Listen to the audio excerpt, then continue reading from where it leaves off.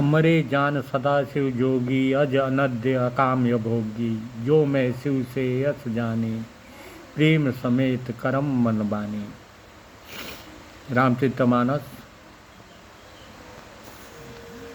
बालकांड। पार्वती जी की व्याख्या है। सप्त ऋषियों ने कहा, पार्वती जी का जवाब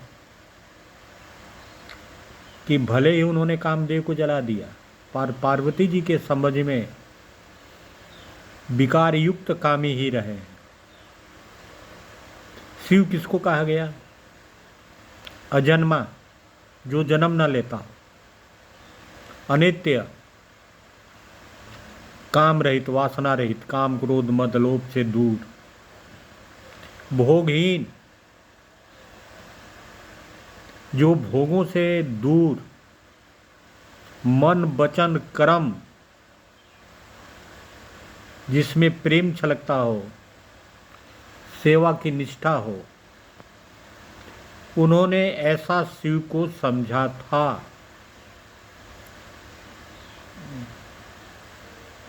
कहते हैं तुलसी बाबा, तो हमारपन सुनहु मुनीसा, कहीं सत्य कृपा निधीसा। तुम जो कहा हर जारऊ मारा, सो हित बड़ा विवेक तुम्हारा। कहते हैं कि हे मुनियों, भगवान मेरी प्रतिज्ञा को सत्य करेंगे। आपने जो ये कहा कि उन्होंने कामदेव को भस्म कर दिया, ये आपका ज्ञान है। पार्वती जी के अर्थों में तास अनल कर सहज सुबाऊ, हिमते ही निकट जाई नहीं काऊ। गए समीप सो अवश्य न साई, असी मंथ मथ महेश किनाई। कामदेव के बारे में ये समझना चाहिए कि कामदेव कौन है।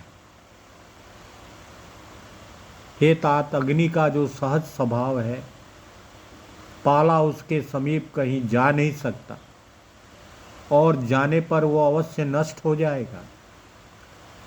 महादेव जी और कामदेव के संबंध में यही बात न्याय संगत लगती है।